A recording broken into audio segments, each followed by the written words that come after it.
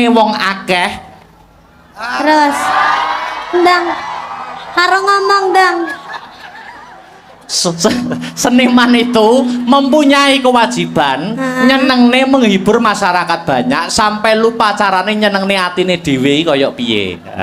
Kuwi tugas seniman. Namun itu sudah menjadi kewajiban nek wis dadi seniman ya kudu siap profesional menghibur para warga masyarakat. Iya gitu. benar. Aku yang menjadi seniman ya. Seniwan Iya kan seni wanita. Oh iya, seniwan. Ya seniwan seni. Iya, seni wanita. Seni wanita. Aku tuh bisa membahagiakan hatiku sendiri dengan cara mendekatimu saja. Oh. Suwe ora jamu, jamune diunjuk Gus Ipul. Suwe ora ketemu pisan ku ucapkan padamu I love you Pul.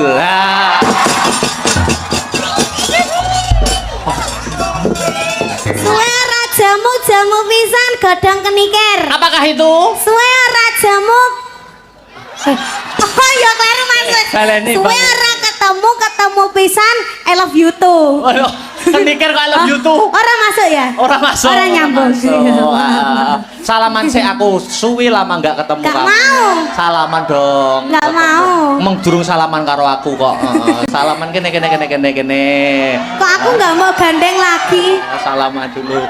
Kok aku nggak mau gandeng lagi? Gandeng piye toh? Wong lagi. Kan yang kemarin kan aku digandeng dari situ ke sini. Oh, ya ben beda, suasana beda. Salaman dulu.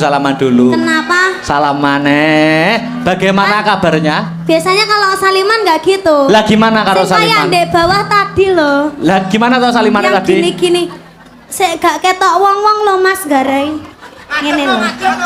Piye ngene terus oh gitu. Gimana kabarnya gimana? Baik, alhamdulillah. Alhamdulillah. Kamu nggak kangen sama aku toh? Lah piye to? Yo kangen mulane kuwi mau suwe ora jamu, kudu tetep semangat mau dicampur tomat mau lo jamune. Iya. Berangkat dari rumah tadi? Berangkat dari rumah. Oh, sebelum ini tadi nggak ada pentas di mana gitu? Nggak ada. Oh, dari rumah berangkat jam berapa? Jam 4. Tetap semangat toh, Dik. Semangat. Tuntutan seorang seniman itu memang seperti ini, ya toh. Iya. Seniman itu mempunyai kewajiban nyenengne wong akeh. Terus ndang karo ngomong ndang. Seniman itu mempunyai kewajiban nyenengne menghibur masyarakat banyak sampai lupa carane nyenengne atine dhewe kaya piye. Kuwi tugas seniman. Namun itu sudah menjadi kewajiban nek wis dadi seniman ya kudu siap profesional menghibur para warga masyarakat. Iya gitu. benar. Aku yang menjadi seniman ya. Seniwan Iya kan seni wanita. Oh iya, seniwan. Ya seniwan seni. Iya, seni wanita. Seni wanita. Aku tuh bisa membahagiakan hatiku sendiri dengan cara mendekatimu saja. Oh. Pokoknya aku ndek sebelahmu wis bahagia. Alah. Ayo salam dulu ini masyarakat Pasuruan banyak yang hadir tumplek-blek ana ing gor Untung Suropati. Yuk ucap salam dulu. Injil, assalamualaikum warahmatullahi wabarakatuh sedayanipun. Alhamdulillahirrabbilalamin. Tumplek-blek meskipun cuaca hari ini agak hujan deras. Aku ndek Mas ketrocoan peng bolak-balik Mas. Oh ngono? Iya dadi ki ning kene iki duduk keringet. Apa udan? Banyu udan. Oh. Iya, ning enggak apa-apa tapi Masya Allah subhanallah ini benar-benar sangat banyak sekali ini penontonnya. Luar biasa buat Pasuruan. Mugi-mugi tansah pinaringan sehat selamat wilujeng. Lan ugi kagem Bapak Ipul. Gus Ipul. Sugeng rawuh matur sembah nuwun nggih. Sampun nimbali Mas Akbar sak rombonge. Sak rombongan. Kok sak rombonge bakul bakso piye aku? Sak rombongan. Kok sak rombongan. Gus Ipul mugi tansah pinaringan panjang yuswanipun rezeki ingkang kathah barokah ralokane malah kebak. Amin. Sudah? Ya, iki udan iki jane ya termasuk strategine Gusti Allah. Iya. Ben penonton ora mulih. Begitu. Dadi diudani sik ya ta, ben ora mulih ben tetep ning kene ngantek bar. Wong ya nggur ora sewengi ya ta. Diudani sik. Maksudnya iki banyu hujan, air hujan. Air hujan iki mesti aku geding aku. Malah KSBB. Apa kuwi KSBB? Kelingan sing wis-wis. Oh. Di live streaming loh lambene. Oh ya luar biasa. Pasuruan dek niken. Ndak lah, aku cedek sampean ki lho malah KSBB. KSBB apa? Kelingan sing wis-wis ki mau lho, Mas. Oh nyapa to. Sing uwis ki ya wis ya to. Sing uwis ki ya wis, sing arep ayo dibaleni ngono to. Dibaleni. Ya. Dil ya iki. Dil, setuju ora iki? Ya ya. Aja gawa nenti-nenti. Ini Pasuruan disebut kota santri ya toh. Kota santri ya toh. Identik dengan agamanya. Agamanya. Jadi lek dhewe nembang selawatan ning kene iki tansaya apik ya, Mas. Apik. Apane sampean ki nak nganggo kerudung tambah cantik ya toh. Heeh. Jadi umumnya ning kene iki solawatan ya toh ki ora ana eleke mergo yang memegang pucuk kepemimpinan Kota Pasuruan adalah yang berlatar belakangkan seorang santri yaitu Gus Ipul gitu. Iki dikei solawatan, Dik. Upama sampean solawatan karo aku saut-sautan no iso ora, Dik? Bisa? Hah? Bisa. Saut-sautan ngono. Bisa. Cek iso kompak ora gah aku ngono kuwi. Cek iso kompak ora. Iso. Oh, iso ya. Aku nyuwun mic-e agak dibanterkan. Ini Mas. Iso madhok iso mik iso bosirah barang. Solawatan bisa? Bisa. Oh. Mamane. Alamate apa Mas? Kok iso alamate anak soleh lho malan. Solawatan. Iya, salawat apa? Salatullah salamullah ala Rasulillah. Salatullah salamullah ala Yasin Habibillah. Kok pinter men jane adike sapa?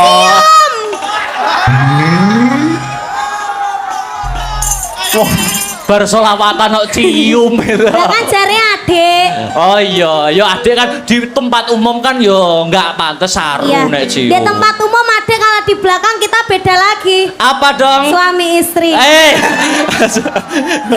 Urang. Umpama di nganggo syair bisa pakai syair saut-sautan gitu ya? Bisa, ya Pak Guru. Oh iya, Ini apa Pak Guru?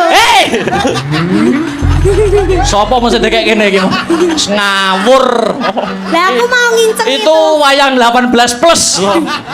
Kamu nggak boleh lihat. Syairnya bisa? Bisa. Pamane ana kayu digawe apa? Ana kayu digawe omah. Omah gede omahe sapa? Omah gede omahe Gus Ipul. Aduh. Kok pinter men adike sapa? Napa? Hah? Bedet. Iki geting kuwi angger cedhak aku ngono wi lho, terus bedat dhewe ngono wi lho. Mosok mendadak leren tak bedatke anu. Ayo dilanjut bisa? Bisa? Bisa. Itu tadi kayu, ta? Kayu. Ana dompet digawe apa? Ana dompet nggo ada duit. Duit akeh duwite sapa? Duit akeh duwite Gus Ipul. Pak, nyuwun Pak. Hei! Kok apa-apa Gus Ipul le? Mumpung ketemu beliaunya kok ya. Kok ketemu Gus Ipul sing diapi-api ya Gus Ipul, soalnya sing nimbali ya Gus Ipul. Ana omah gede omah Gus Ipul. Duit akeh nggone? Gus Ipul. Gus Ipul. Dilanjut bisa? Bisa. Ana kurungan nggo adah apa? Ana kurungan nggo adah manuk. Manuk gede manuke sapa? Manuk gede manuke. Olah lambene kosong. Manuk gede manuke Mas Akbar. Hei. Kayak tauro. Urung tahu. Urung. Ya ora maksude manuk ning gone omah kae Mas Akbar. Kutut, manuk kutut itu loh. Iya, domonge kok. Ah, ora. Manuke lho mbek didemek kloget ngono kae. Ngawur rek. Manuk ning kurungan. Jenenge Seno. Tuh apa ya? Dek Niken. Alangkah lebih meriahnya lagi mumpung sing hadir pada malam hari ini banyak apa? Iya. Pegangkan miku tak benakne sing bedat mau. Ya Allah. Iki mikir cekelene tak benakne sing bedat ngono lho. Rumangsaku kok Piye?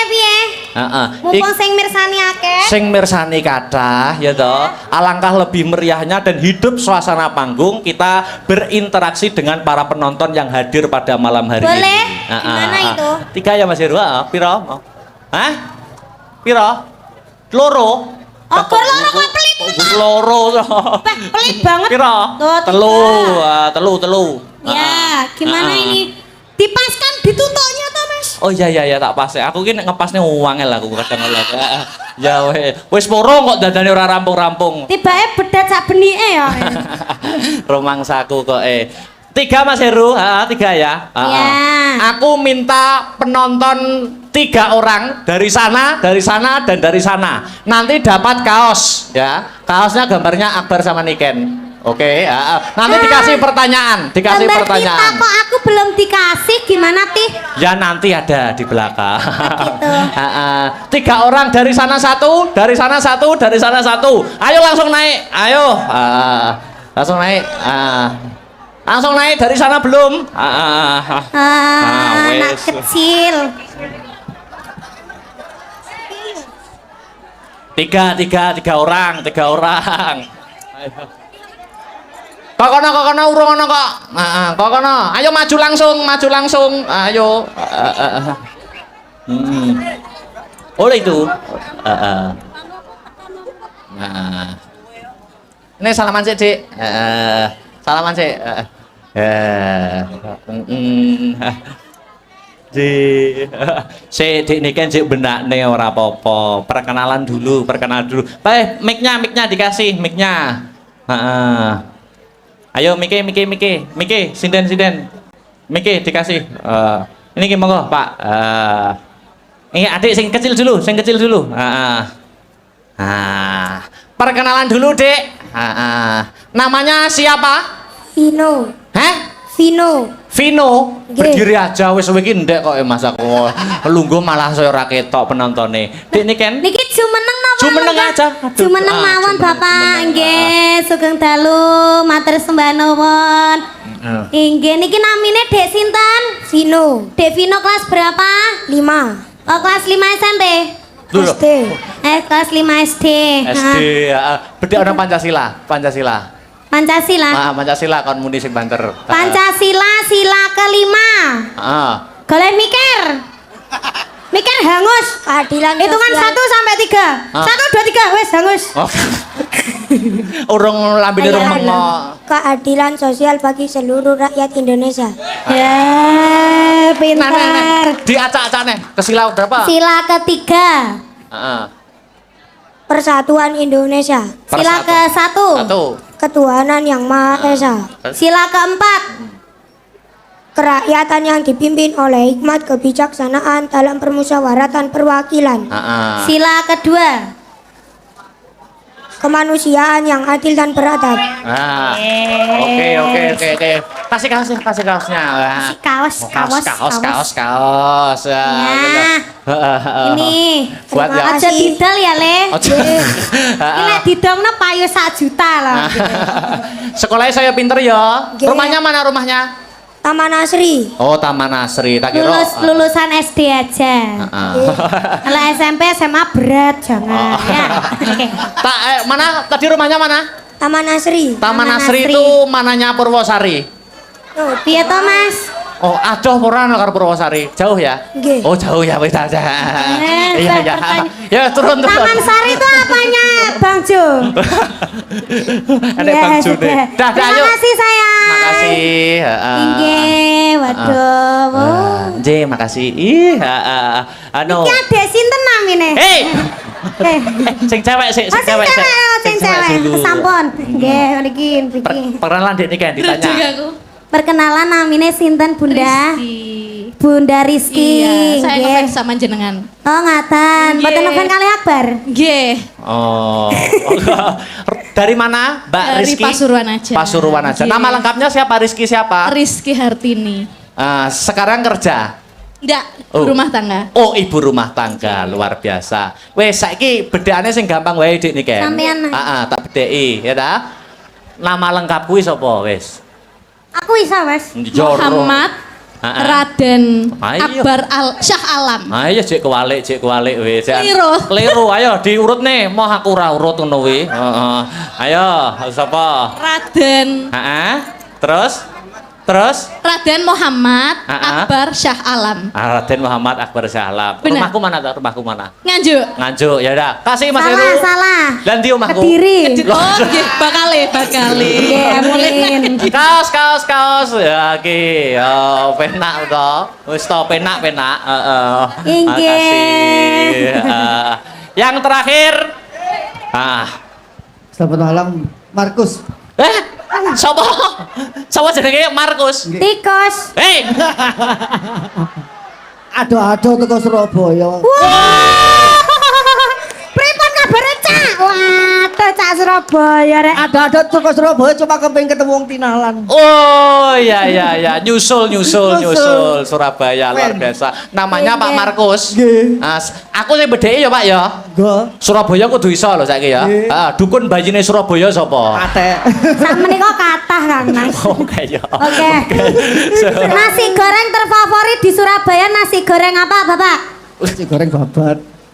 Ada lagi. Asin, goreng asin. Yang paling favorit di Surabaya itu kalau nggak salah nasi goreng jancuk gitu. Ya jajan. Ya, ada Mas. Kuwi tuku terus bisuwi ngono to. Bapak Markus dari Surabaya. Nggih, saking Surabaya gubung. Gini aja Pak, pertanyaannya gampang. Sebutkan 7 nama wayang sembarang pun. 7 nama wayang. Ayo, sembarang wis. 7. 7 aja. Ayo. Gareng, Bagong, Semar, Petruk. Papat kaya diurutne penak men. Malih. Telu kurang telu. Kurang telu. Narodo. Narodo kaya adoh men. Togok. Togok karo Markus. Karo Sengguni. Sengguni 7. Oke, Oke, kasih sudah. Mas Heru. Kita foto Matur sih. sembah Oh nuwun iya. Bapak Lu. Allah. Nggih. Kalah karo Pak Makrus aku. Makrus ya apa?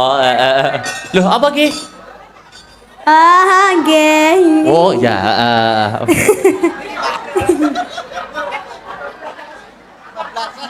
Oh, kebablas. Saliman wae sampai diping lho aku Mas. Niki Gus Ipul masih duduk, masih lenggah? Masih. Oke.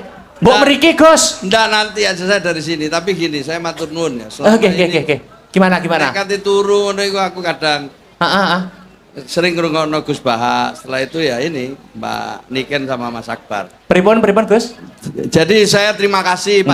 panjenengan berdua sampai sini. Nggih, Dan sami-sami, Gus. Kami memang pengen banget panjenengan rawuh di Kota Pasuruan. Amin. Bersyukur. Amin. Nggih. Jadi kadang kita itu kalau mau tidur itu banyak yang kita lihat di YouTube, di Nggih. TikTok ya. Saya sering kalau malam pas ada waktu saya sering dengarkan Gus Baha. Nggih. Nah, berikutnya saya juga sering dengarkan panjenengan kali Mbak Niken. Amin. Maka itu kita gembira sampai di sini. Nggih. Matur nuwun, Gus. Matur nuwun. Ah. Saya kagum lah. Ini saya dengan istri Mas Adi kagum kali panjenengan berdua Amin. bisa menginspirasi dan sekaligus meneruskan warisan leluhur Nggih. wayangan. Tepuk tangan untuk semua. Mungkin ada nasihat Gus Dah. untuk saya dan Mbak Enggak, Niken. ini Nggih. muda-muda semua ya, sindene yo Nggih. nom-nom, Nggih. warang gono nih yo nom-nom kabeh. Nggih, nggih, nggih. Saya terus terang terharu gitu loh. Nggih, nggih. Pokoknya seneng tok lah sini wis. Nggih, nggih. Monggo. Nggih. Kenapa? Mboten Ini terus nek Nggih. nasihati wong loro kapan-kapan tak nasihati khusus. wadah lagi aku mundur. Cuman begini Mas Akbar. Nggih, terus pundi Gus? Ceritakan sedikit sebelum Mbak Niken, habis ini kita minta lagu lagi ya. Ya. Ceritanya opo iku mau sing sampean ini. Saya sering nonton wayang, saya suka sekali wayang tapi tidak semua saya ngerti. Ya. Lakon dalam wayang itu. Nah, iki mau apa ini yang panjenengan pembukanya ini tadi apa? Ini Tentang kisah apa? potongan kisah serial Angling Darmo, Gus. Nggih. Yang sudah digarap, gitu. Nggih. Angling Darmo adalah seorang raja dari kerajaan Malowopati. Ya, terus mengikuti sayembara di pertapan Giri Kencono. Lah, itu siapa yang bisa mengalahkan Batik Madrim itu bisa mendapatkan putri cantik yang bernama Setyowati. Tapi di sisi lain Batik Madrim mengadakan sayembara itu niatnya bukan untuk laki-laki pilihan yang terbaik untuk si Setyowati adiknya, tapi Batik Madrim mengadakan sayembara itu tujuannya agar tidak ada laki-laki yang melamar Setyowati, karena pada intinya Batik Madrim dan Setyowati itu ada hubungan asmara. Tapi tidak sepengetahuan oleh orang tuanya si Setyowati dan Batik Madrim yang bernama Resi Manik Sutro. Kurang lebih seperti itu, Gus. Iya. Nah. Engko akhirnya piye kira-kira? Mangke dipirsani mawon. Oh, siap. Nggih. Untuk Mbak Niken. Nggih. Saya ngikuti Mbak Niken mulai masih sangat kecil sekali ya. Nggih, matur Tapi sembah sekarang nuwun. tumbuh dengan cepat dan sekarang menjadi salah satu yang populer di Indonesia. Nah, saya sama istri mau ngundang lagi berdua nanti halal bihalal ya. Amin. Amin, Pak. Matur nuwun wis. Lanjut, saya di sini ngikuti terus. Oh, siap. Sampai selesai. Kula tunggu lho Gus, menawi dipun undang melih, menawi dipun napa Ya. niku ken wayangan kali Dek Niken kula tunggu nggih Gus Ipul. Nggih. Menawi anu, Halal bihalal. Kula samar nek batal napa dipanjeri sakniki napa betul. Beres. Apa? Siap Ya. nggih. Niki lanjut lagu-lagu Dek Niken nggih. Nggih, lanjut Nggih, Mbak nggih. Niken dulu. Cek Lagu di- yang lagi spiral Dek, viral. Lamunan Dek. Niki permintaan dari Bapak Saifullah Yusuf. Nggih. Gus Ipul digarap musik wae ben meriah. Heeh. Siap. Lamunan nggih Dek untuk menghibur para warga masyarakat ana ing Pasuruan. Maju gak apa-apa. Minta maju. Oh, Monggo, apa-apa. monggo. Los mawon nggih. Los gol. Nggih. Amit nggih. Dek Victor. Ngeten. Nyuwun sewu nggih, Gus. Nggih, monggo. Panjenengan ingsun bakal mlebu ana ing alas. Goleki satu wana buron alas bakal tak pikut. Sun gawa ana ing negara Malowopati. Kabeh iki mung kanggo nuruti pamintane garwaku Yayi Setyowati. Kula namung tut wuntat lampah paduka ndara Tarunana Windanana ora bakal bali yen durung kasembadan ing sedya. Sumangga kula dherekaken, Gus. Sikra kang kala tumingal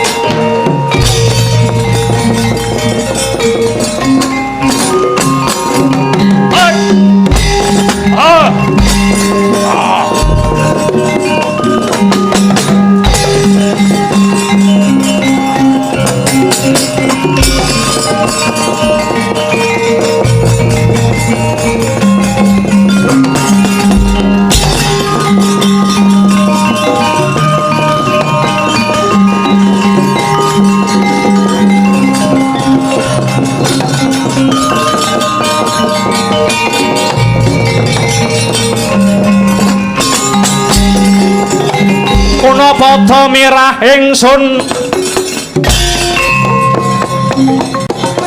Aten pas pokong mijil tubuh dahan tanpa karya sangkang rinemakan Gusti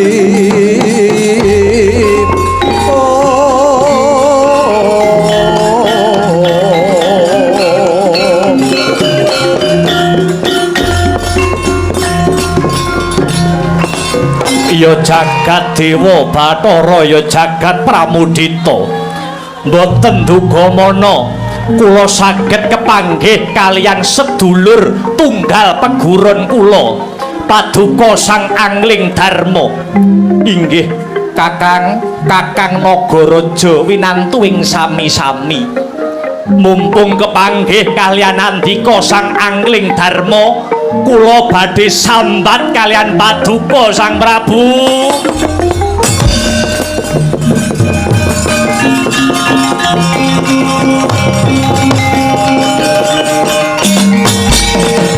Agyatari sangapi rangu rinangkul ginempet kempit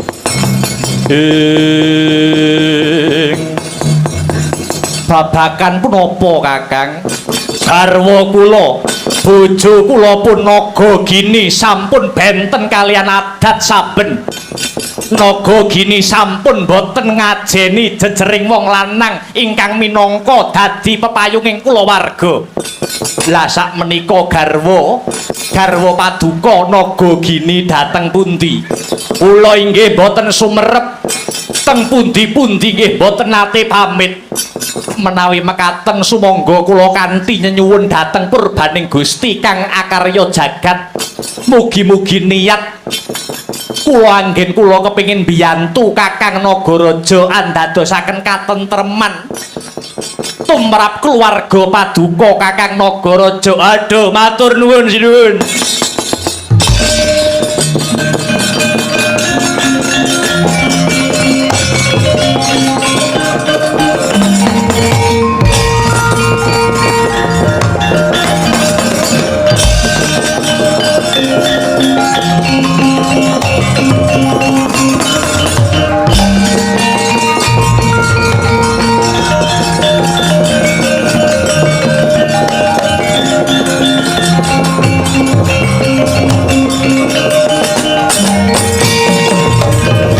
Malane ngarat legeteking jagat gelah-gelahing bumi panuksmaning jajelanat sukertaning bawana layak to layak Kakang Nagaraja mesgul atine tinemune kaya ngono tumindakmu heh Nagagini kae tak sawang Nagagini lagi tumindak selingkuh karo Nasmara kelawan Ula Tampar. Kula Tampar bosen urip kowe. Tibani jemparing kelakon ilang nyawamu dening Sang Angling Darma kowe.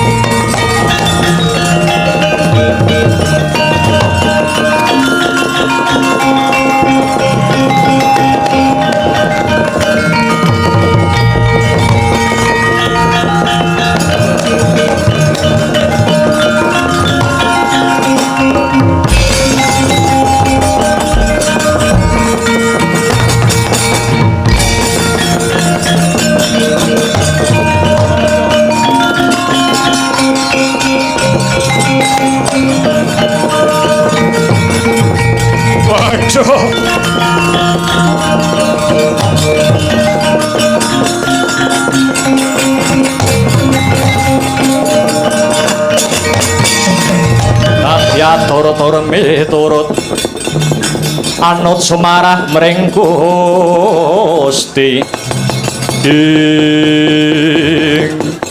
Waduh, ngaturaken panuwun dumateng Sang Prabu Angling Darma. Sampun paring pengayoman dhateng kula. Kula sanget boten nginten tinemunipun nesta pakartining garwa kula pun naga gini. Wani slingkuh lan ula liyane, ula tampar kurang ajar. Sampun Kakang, sedaya lelakon menika adile namung dilakoni. Sejatine ingkang nandhang reribet boten ngemungaken Kakang Nagaraja. Nanging kula pribadi Angling Darma sak menika inggih nembe nandhang pepeteng. Perkawis punapa sinuwun? Kula aturi paring dawuh sampun ngantos rikuh kang sarta pekewuh. Kakang, kula ngantos dumugi wonten madyaning alas bebedak saking kewan. Kula namung mituruti pamintanipun garwa kula pun Setyawati. Krana wiwit kaboyong dados garwa kula, Yayi Setyawati dereng saged ayem lan jenjem manahipun. Malah sak sampunipun dados garwa kula, ngantos sepriki Yayi Setyawati dereng nate ngladeni dhateng kula ing jejering garwa. Lajalah.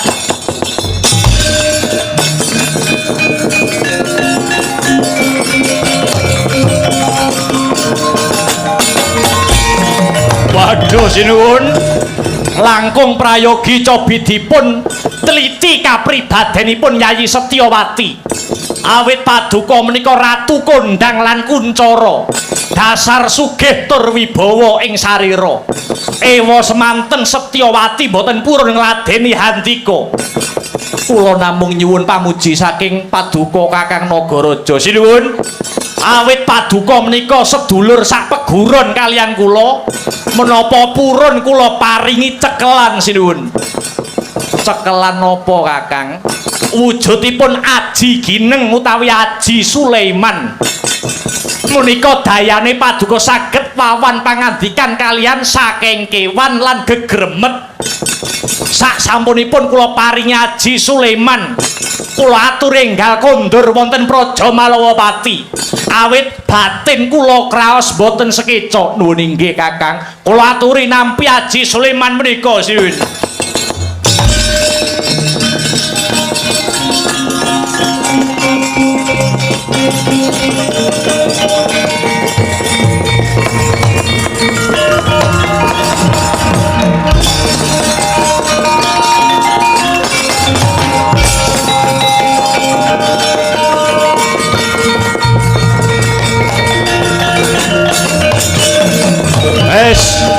Saiki aku ora gagas bojoku.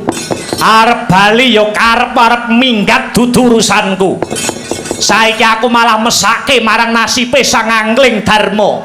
Ratu Malawapati jebule nasibe padha karo aku.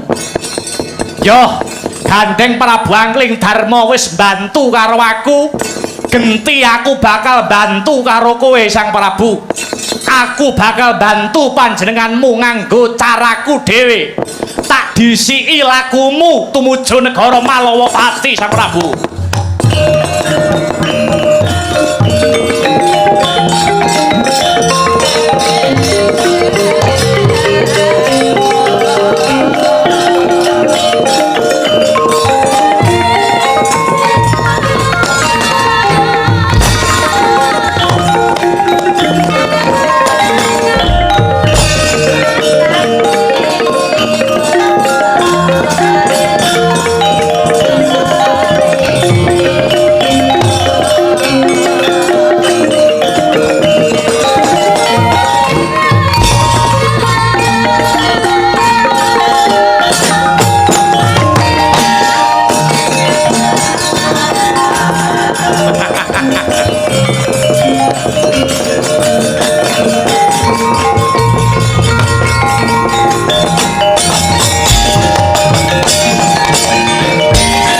Dari jasra riwut Purwati rawat wawati ing ngantos cumengklung ngenanggen kula nunggu Kakang bathik madrim kangen manah kula kalian handika Kakang madrim.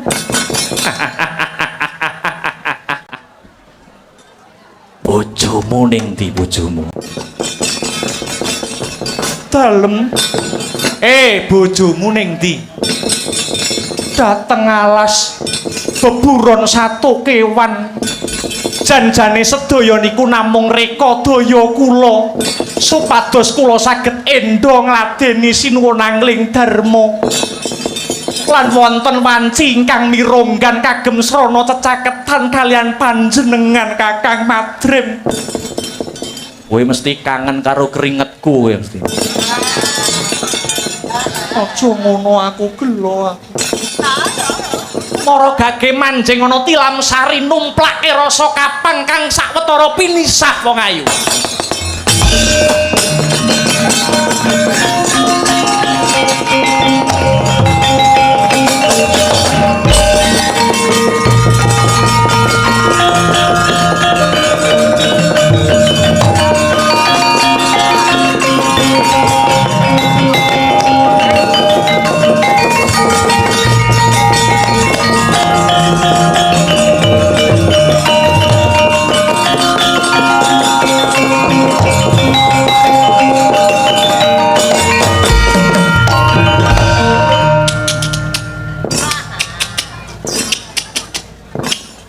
Wah, tabuhane bengi iki rumangsaku oleh kompak. Jebule penabuh Astabrata ki khusus nabuhi cecek.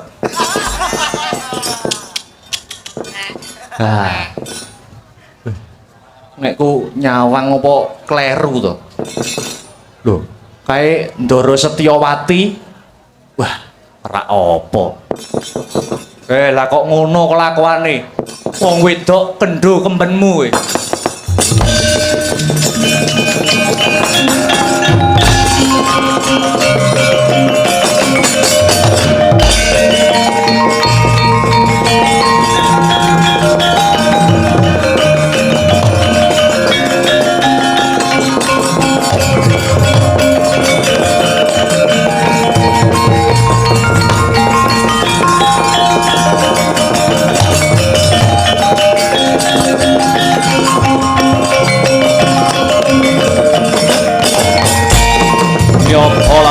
Saking Buddha Sakura Kula yen tanamutusa sansri sinuwun angling dharma aku bakal kandha. Aku ngejak omong panjenengan krana aku wis ngerti yen to panjenengan sumurut marang basaku. Krana sang angling dharma wis anduweni aji gineng utawa aji Suleman.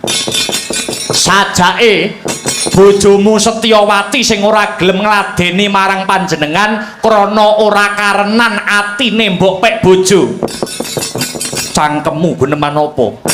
Sinuwun panjenengan kroyo-royo golek buron alas. Kabeh mau mung reka dayane bojomu supaya ora kok senggol ragane. Nganti mbok labuhi adus keringet ning nyatane sing kok labuhi picak atine. Saya elek tembungmu. Kowe nganggo dasar apa ngucap kang kaya mangkono? Sumurupa sang angling dharma. Bojomu ora tresnani panjenengan. Merga bojomu isih sambung tresna karo wong-wong sing ngarani kuwi kaya dulure dhewe.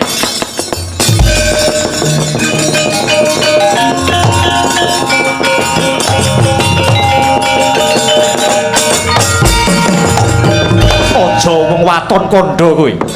Sing mbok karepke mesti patih Bathik Madrim. Kae ngono sedulure tuwa si Setyawati. Kowe mung sak kewan cecak aja ngenggokke barang bener. Oh, lah dituturi kok ngeyel. Mula dadi cecak ben ngerti tembung bener.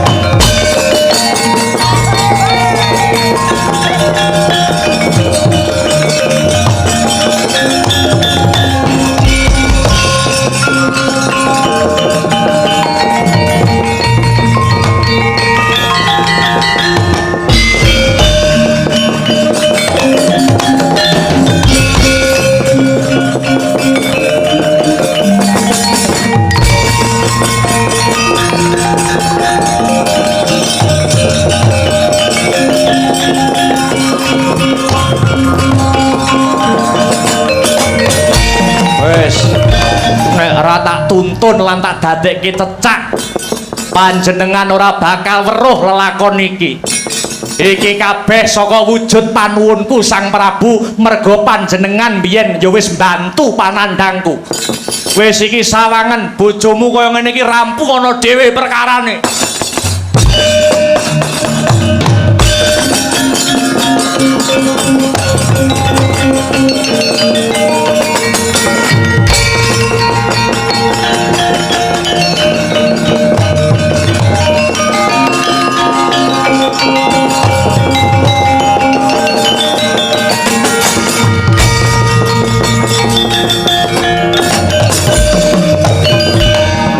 Setyawati. Oh.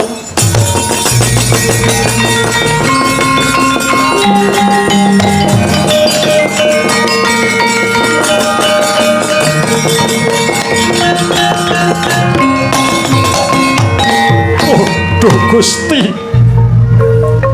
Apa dosane Angling Darma? Bisa nemoni kelakon kang kaya mangkene. Setan abote panandang kaya wong mikul bumi, lemes ragaku kaya linolosan otot bebayuku. Setyawati, rampung ana perkara iki.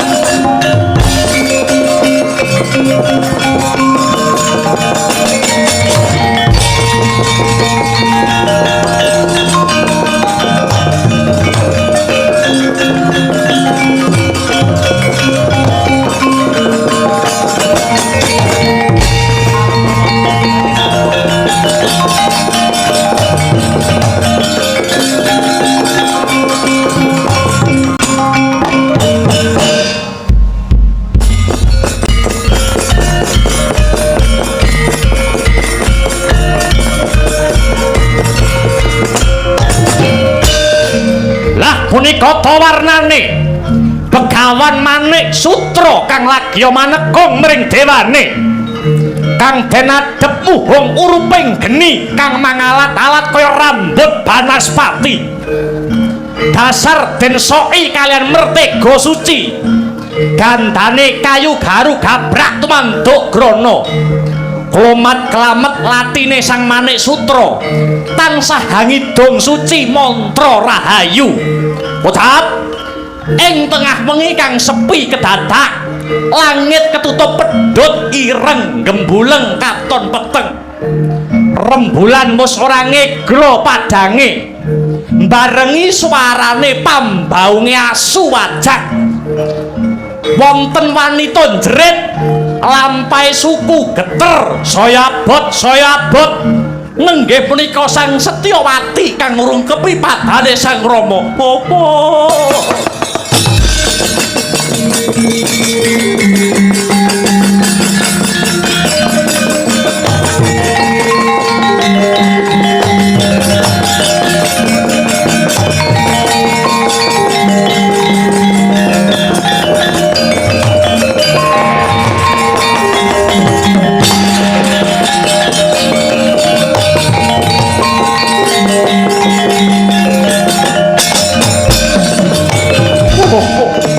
Apa mboten pantes dados anak paduka. Dosa ingkang kula sandhang nalika taksih prawan, kula sampun wani ngapusi dhateng paduka Kanjeng Rama. Elek-elekipun wanita menika ingkang boten jujur ing tumindak. Saderengipun ginarwa Prabu Angling Darma, kula sampun sambung asmara kaliyan Kakang Bathik Madrip. Boten namung tresnanipun sedulur, nanging tresnanipun jalu kaliyan estri. Mila ngantos Kakang Bathik Madrip ngawontenaken sayembara perang, awit boten lila menawi kula kagarwa tiyang sanes. Pinten-pinten dosa sampun kula sandhang. Kula sampun damel cuwanipun Kanjeng Rama. Setyawati damel gelanipun Prabu Angling Darma. Setyawati damel kuciwa manahipun Kakang Badhek Madrim. Kula damel wirang wong sak negara Malawapati. Nalika kula andun asmara kalian Kakang Madrim ing Tilamsari. Konangan dening Prabu Angling Darma. Kula wanita nesta, kula wanita ingkang jejembri jagat.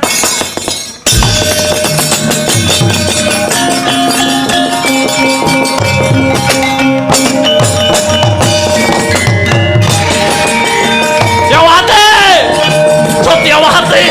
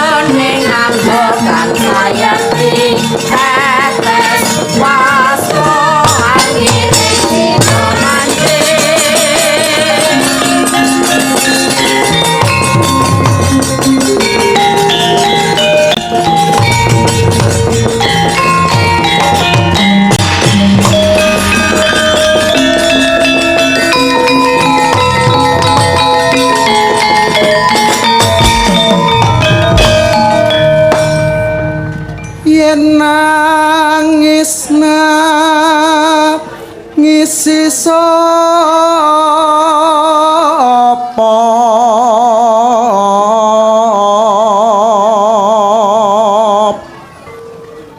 kabacut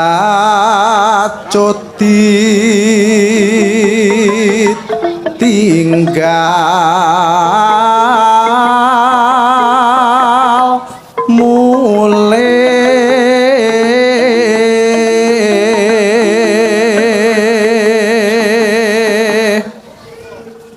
mulih marang mula nira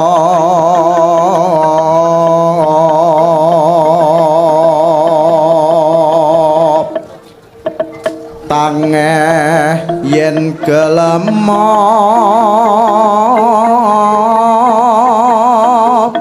bali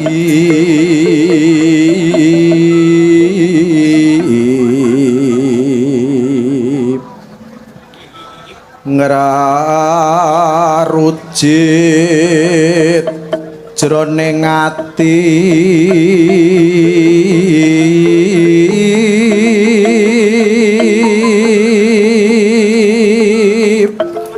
yen kelingan labet ipun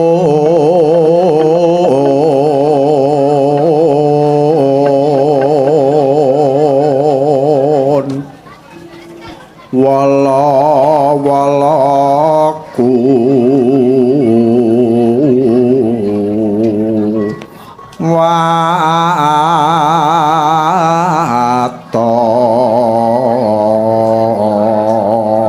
watop nuruti lakoning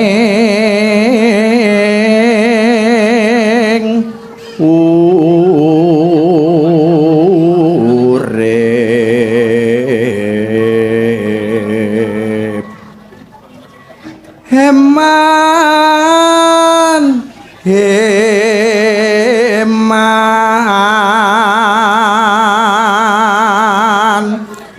urip pisan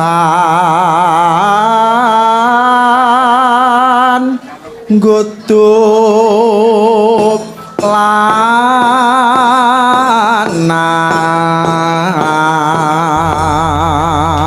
wonten lepat nyuwun ngapunten Dai Taufik Walhidayah Warida wa inayah wassalamualaikum warahmatullahi wabarakatuh.